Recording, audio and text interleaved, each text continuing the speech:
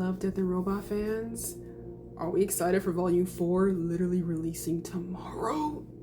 I'm excited. Now, I usually would do a top 5, but this is kind of difficult choosing a favorite when I love the entire show as a whole. So I'm gonna name, I guess, personal favorites. But mind you, again, I love the whole show. Like, there's not one animation from this series I don't like. Maybe a few. Like the one where there's a whole civilization in the freezer. That one was cool. But I was expecting more. I guess that's my fault. That's my fault, isn't it? Yeah. But I digress. Let's get to the good stuff. Now, we all know personal favorites by everyone is The Witness. But honestly, I'll start off at the bottom with Beyond the Aquila Rift. I like that one because I was expecting it to go a completely different route. I thought it was going to be about a crew on a spaceship who got lost in space. You know, the cliche typical thing, the typical trope. But no. They're not only lost in space, they went a little too far past where they were supposed to be, like location-wise, and ended up in an actual web, like an actual trap.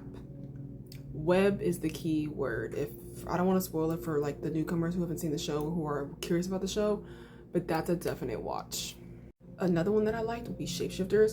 I've always been a supernatural fan in general, so I like that this one didn't take another typical trope on werewolves, and it was about these two characters who are werewolves that enlist into the Marines, I believe, and it shows their side of the story as them getting bullied by other soldiers and not really fitting in, only for one of the soldiers to get captured and I guess hurt, and no one wanted to do anything about it. So literally one soldier went out to find someone who was attacking other people, and he did his thing. He came back and was like, I'm done. Look, y'all. That was a quick rundown. There's details in there. I, again, just don't want to spoil it for the newcomers. Another one would be Good Hunting.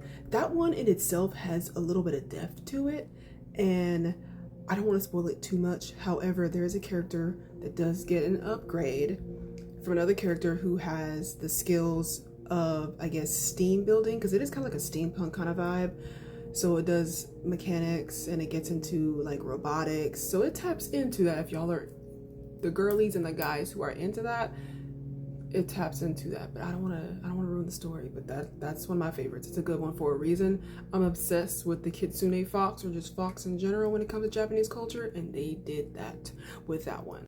The next one on my list is The Secret War, and this one had me in a clutch because there was no explanation on why the characters were fighting against these creatures. It was just like, hey, we're gonna die trying to save the world against these creatures.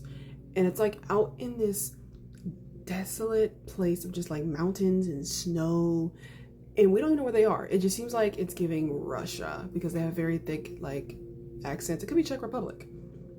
Let's not just keep it in the Russian, era, but they definitely have very thick accents, and you can tell they're just like, hey, we're just trying to survive and do our jobs. And if we gotta die doing it to save the world, we're gonna do that. This one is probably my top personal favorites because I'm a huge fan of, again, cyberpunk, cybernetics, futuristic, any steampunk, anything in that nature, because Cowboy Bebop was my shit. Still is. This one's called Sunny's Edge, and it's like this cybernetic futuristic city. I feel like it could be in the same universe as Cyberpunk 2077, except this feels like it's even on a whole other scale of futuristic cyberpunk in general.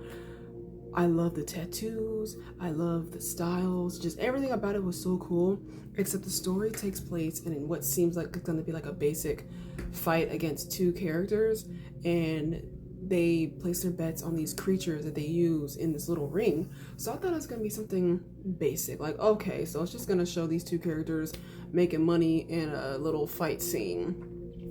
Nah, it's so much more than that, because it tells a little bit about one of the characters, Sunny, that she was abused at one point and what she does to survive. But the secret, or I guess the clue towards the end, is what she does to survive. I won't spoil that, but has to be one of my favorites by far. But for For my Love, Death, and Robot fans, are there any favorites that you guys liked personally? Because again, the list is massive. Volume 1 was massive. This is only one video. I want to do another video of me speaking about Volume 2 and Volume 3 and potentially Volume 4 when it comes out. So y'all let me know. This is going to turn into a series, so please like and follow for more.